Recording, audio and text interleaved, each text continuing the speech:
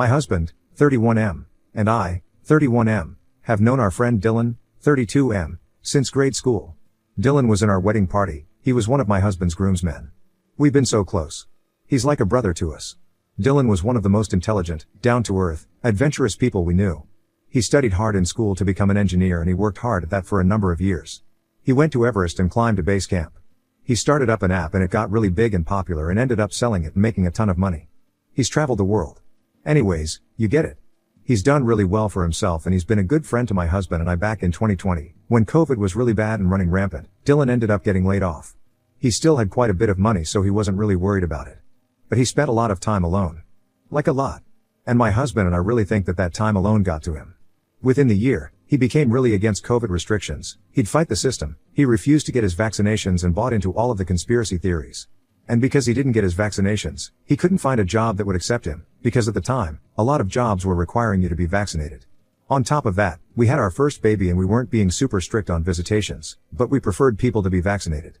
So because he wasn't vaccinated, he didn't get to see our firstborn for about a year or so. But during that time, Dylan ended up telling us some wild stories about his life and what was happening. He kept telling us that he could hear this drilling sound in his apartment. He looked all over his apartment for what was causing this sound. He said it drove him nuts when he was trying to sleep because that's when it was the loudest. He said the drilling wasn't all of the time but usually at strange hours of the night. He finally discovered the location of the noise and it was right underneath his bed. Then he ended up hearing banging. And the floor was vibrating. He tells us that the woman who lived below him was trying to drill their way up to his apartment through the floor. Then somehow he came to the conclusion that this person was trying to kill him. From there it really escalated, but at the time, we fully believed him.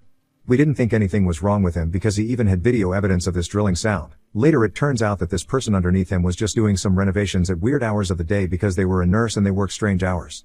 Anyways, he tells us that the apartment is lives and is actually used for trafficking and he was making a bunch of allegations about the apartment building owner and then somehow he dragged his dad into it. Yes, this all seems far-fetched, but at the time, we fully believed him and supported him. I mean, Dylan was terrified. He would come over to our house, and he'd cry in my arms. Before this, I had never seen him cry or show emotion like that. He had always had his head on his shoulders. Well, once he dragged his dad into it, he texted us one day and said that he was getting committed and he didn't know when he'd be out. Yes, committed as in one flew over the cuckoo's nest. Straight jacket. Added walls. Yeah. But he had this explanation for it. He said that he had found out information on this apartment owner and how it connected to his father and now these people were trying to silence him and it was a whole big thing and so much bigger than what we understood. He said he didn't want to tell us too much because it would drag us into it and he didn't want to endanger us. But when he got out, we allowed him over to tell his story, but he made us power down all of our electronics.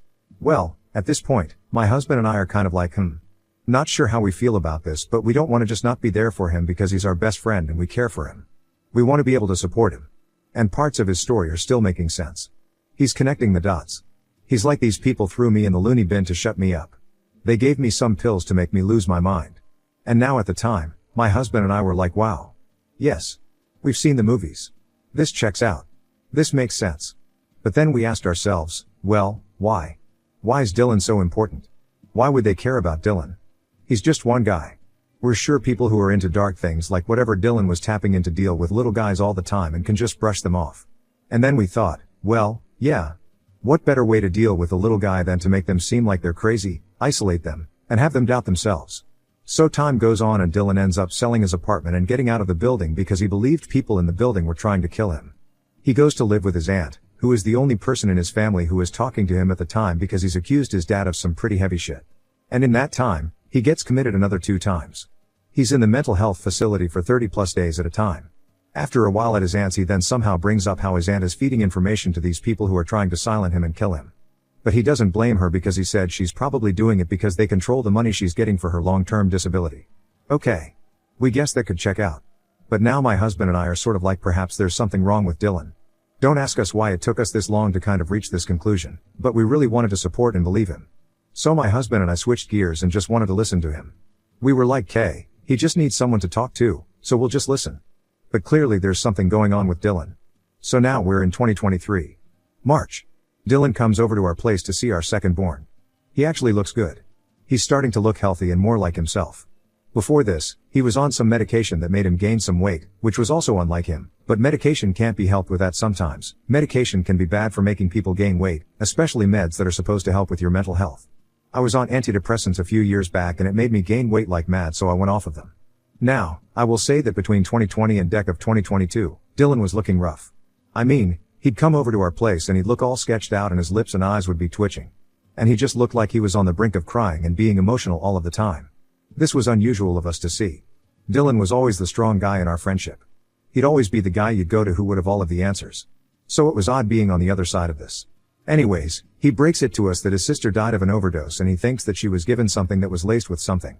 And in the same conversation, he spills the beans that his sister was schizophrenic. Bingo. There it is. My husband and I's light bulb goes off and we sort of glance at each other and suddenly it all makes sense. Then he says that he's moving about 12 hours away to the coast. He said he has to get away from here because he's being watched. He said that he can hear a woman on his phone trying to talk to him when he's talking to someone else. He said he can hear this same woman on the radio when he's driving around listening to music. Then he tells us that there's an older woman at this bar across the street from his aunt's, and these people who were trying to kill him hired her to act as a bartender to drug him and listen to him ranting at the bar. He said she asks him a bunch of questions that suggest she knows what the answers are, but she's just testing him to make sure that he doesn't say anything he shouldn't. My husband and I just sort of nod along with this. So then he tells us that he's moving away to live in this trailer park and live the rest of days with peace and quiet on the coast. He said he has enough money to live humbly. So we're both like, wow. Good for you, man. Get away from all of this BS. Then he's on the coast for a few months and he calls my husband and he's crying and he's saying that he tried to get a little job at this laundromat just for something to do, but the guy at the laundromat was talking to him and he knew too much about Dylan. Dylan was crying on the phone and he said that this TV crew is also trying to film him and they installed cameras in his car and outside his trailer. So my husband is trying to calm him down and he's just listening to him at this point. And Dylan's like, I can't trust anyone. This is my reality. And I can hear this going on and it just all solidifies exactly what we've been thinking and our hunches. Surely, Dylan has schizophrenia too. I mean, a camera crew? Dylan. Honey. You need help. Then he ends up getting kicked out of his trailer park for starting a fight with some other resident and he's forced to come back, but he doesn't have a place to live. So he shacks up in some hotel. But he's not telling us where. He also asked to come over for coffee a few times, but we both said we were busy and that it wasn't a good time with a new baby. And he told us that on the drive back, a camera crew in their cars followed him all the way back. And they ended up staying in the same hotel as him. And they snuck cameras into his room. Well, at this point, we're debating telling his parents because we're not just if they even know how bad it's getting. We don't hear from him for the longest time. We reach out to him. No answer. We call and leave messages. No answer. So we start to get a little worried until one day we get a group message. But in the group message, Dylan says, back off CIA scumbags, should never have trusted you. And so my husband and I kind of look at each other like, did he just call us members of the CIA? And then he blasts us on social media and calls us CIA and says that we can't be trusted. And we get people messaging us like, is Dylan okay? And we're like, do we tell them what's been going on? And so we chose not to tell them because we didn't want to slander his name, but we basically said that he's going through some stuff. He's just still stressed about his sister's passing. People bought it. But we sadly ended up having to block him on social media. He was just saying some ruthless stuff about us and literally calling us the CIA and that we were feeding them information about him. Why? Ike, what information we would have on him that we could possibly give to the CIA? And if we even were the CIA, we wouldn't be living in our 3-bedroom little single-family home, I tell you that much. So then a few weeks after that, we get another message sent from him to the same group chat. This time, he says if we don't back off, he's going to get our kids taken away. Well, that was that. My husband basically responded and said, we love you, Dylan, but you need help. Please don't text or call us again. Then Dylan sends another text and he says, watch your backs. And after that, we take screenshots and block him on everything. I then call the police and I tell them what happened. They tell us we did everything right and if we want, we can file something that would get him committed again because we have reason to believe that he needs some help mentally and needs to speak to someone to get better. So I go down to the courthouse to get that figured out. But right as I come back, I pull up to our house and I see Dylan at the front door with a hammer in his hand. He starts running up to my SUV and he's screaming at me, my babies are in the car, and he's like, you fed them everything. I told you everything and I trusted you and you gave them all of the insider information. Then he goes on about how he's on a game show and he's the best contestant they've had yet and he's really going to give them a show. And he starts hitting my SUV with a hammer. I'm trying to dial the police and back up at the same time, but he's just following out of the driveway. Both of my babies are screaming their heads off at this point. I'm shaking and crying and trying to tell the cops where I live and what's going on. Within minutes they show up and have poor Dylan at gunpoint and he's dropped to the grass and he's laying there while they're putting handcuffs on him. The hammer is on the ground. My windshield is all smashed up and the hood of my SUV is destroyed. I call my husband and I tell him what happened. He's literally livid and says not to go anywhere and that Hess coming home ASAP. While they're taking Dylan away and putting him into the back of the car, he's screaming at nothing and he's saying, "Are you not entertained? I want my bonus. I want my bonus." And I'm sitting in the SUV trying to soothe my babies, but I'm also bawling at this point, wondering how the heck some guy like Dylan just got to this point, and how our mental health facilities fail people like this by not giving them the proper help and aid and offer services that help them get better, and it just ends up putting not only them but other people in danger. The cops asked me if I want to press charges and I said yes. It killed me to say yes, but I did. That night, I end up calling his mom and she answers and we tell her everything that's happened, like lay it on her. And she tells me that I'm not the only one to call her and tell her this. She said that unfortunately her and Dylan's dad have done all they can do and it's really out of their hands. She said that the facilities just don't hold him long enough and don't seem to be helping.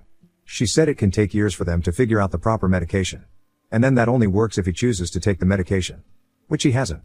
She just kept apologizing and she feels so bad, and she said that we should get a restraining order and stay clear of him. She said that we did our best and he's so lucky to have friends like us who listen and support him. And she starts crying and telling me that she's lost not only her daughter but her son, and it's been so hard. I just feel terrible. Mental health is no joke. We ended up getting a restraining order and we haven't heard from Dylan since. I mean, that could also be because he's currently committed or something, but yeah. I still feel scared. Whenever the doorbell rings, I'm scared that it's him. We invested in some more cameras and a heavier duty security system. It's hard. We feel sad, angry, and all the emotions. He's just not someone we recognize anymore. We miss the old Dylan. We wish there was more we could do, but we have to prioritize the safety of our own family. He's not our responsibility. Now on to the next story. Story 2. Accidentally found 280 emails proving my wife was cheating on me with my best friend, so I tricked them both into a group dinner, exposed everything and cleaned them out in the divorce. I, 34 male, met my wife, 33 female, 10 years ago at a small art gallery in the city. My best friend, let's call him Oliver, was an artist and he was showing a piece there. My wife was there with one of her friends and I approached her as soon as I saw her. I thought she was the most beautiful woman I'd ever seen and I had to be with her. My wife's friend, let's call her Mia, actually ended up going home with Oliver that night. Somehow Oliver and I ended up marrying best friends. We thought it was funny, but it was really perfect for all four of us. We went on double dates together all the time, we took trips together, and we even planned vacations together. The four of us were practically inseparable. My wife was a librarian, so she didn't have much opportunity to travel for work. However, I worked in advertising and I traveled often to film commercials. We were used to my schedule for the most part. Oliver and Mia both worked from home on a business that I ran together online. So, when I was gone I knew that my wife spent a lot of time with Oliver and Mia. I didn't mind it at all. I was glad that she had somebody there to keep her company. During one of the work trips that I had planned, my computer had an issue with the screen, so I sent it to Geek Squad to have it repaired. While I was gone, I took my wife's computer since she rarely used it at home anyway. I got to my hotel room when my plane landed and went to use the computer to check some emails and get some work done. You can always tell when somebody clears a history on something. My wife didn't use the computer a lot, but I knew that she used it. There should have been histories of Christmas gifts she was planning on buying, bookstores, and her personal email accounts. However, the history was completely blank. I was a little curious about why she cleared the history before giving me the computer. Granted, it was her personal computer and she probably looked things up that she didn't want me to know about. If the shoe were on the other foot, I would have cleared my history before giving my computer to my wife. I didn't give it too much thought after that because I didn't think that my wife would do anything sketchy. However, moments later I accidentally logged into her email using the saved information that she had instead of using my own. It sounds convenient, but it genuinely was an accident. I was so used to using my credentials that way that I just pressed OK without giving it a second thought. I went to log out of it right away when I realized, but then I saw an email exchange between my wife and Oliver. The message in the inbox was the most recent one out of a 280 email chain. I knew that they were friends. All four of us were. But I had no idea that they were having private conversations with each other. It struck me as very odd. I clicked on it to see what it was, and I was completely broken by what I found. They were having an affair with each other. They were sending each other explicit videos and images through email and planning the times when they would be able to get together. I didn't read through all the messages, but I did look at some of the first ones that they sent to try and figure out when it started. The affair had been going on for 2 years. Anytime I was away from home, Oliver and my wife took that opportunity to be together. They slept together even when I wasn't on a working trip.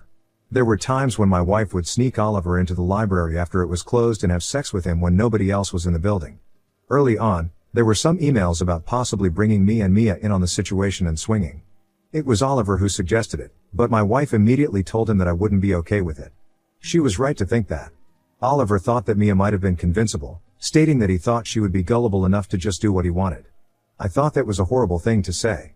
I ended up converting all of those emails into a PDF and keeping that for myself. I marked the most recent message as unread and logged out to make it seem like I had no idea what was happening. I was going to be away for 3 days working, and I had to focus on what I was doing or I could risk losing my job. It was absolute torture trying to pretend like nothing was happening when it felt like my entire world was shattering. I had the PDF and I needed to figure out the best way to utilize it. My wife and best friend had both betrayed me and I wanted to get back at them and make them regret ever crossing me. I mulled over what I could do when I returned and it finally hit me. It was the middle of summer and it wasn't anything out of the ordinary to invite Oliver and Mia over for a barbecue and some drinks. I suggested it for the weekend when I got back and my wife was all for it. They showed up on that Saturday and everything was normal. While we were eating, I brought up to everyone the possibility that we trade partners for the night. It was a joke, I had no intention of doing that, but I just wanted to see their reactions. Mia was appalled by what I suggested, but noticeably my wife and Oliver weren't that shocked. Oliver's lack of reaction actually upset Mia quite a bit. My wife pulled me aside and asked me about why I suggested that, but I just went back to the table and I told Oliver that it was his idea after all. I quoted what he said in the email and mentioned that he thought that Mia would be gullible and would go for it. She was very confused, so I handed her a couple of pages of the email highlights that I printed out. She read over them and from the context she figured out what was happening very quickly.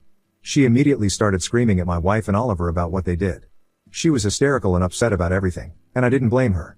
I felt the same way when I first found out. Oliver tried to punch me in the face. He accused me of ruining his life. I didn't fight him. As much as I wanted to take my anger out on him, I knew that it would only lead to more drama. My wife tried to explain what was happening to me, but nothing she said helped her. Basically, she said that she and Oliver had always been attracted to each other and after a while, they couldn't take it anymore. They ended up sleeping together. She told me that she didn't think monogamy was for her either, which would have been nice to know before I was married to her for 6 years. Mia and I both ended up divorcing them and pretty much taking everything from them in the divorce.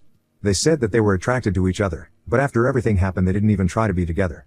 Oliver desperately tried to get back with Mia because he said that it was a mistake and she almost gave in to be with him. I was able to talk her out of it.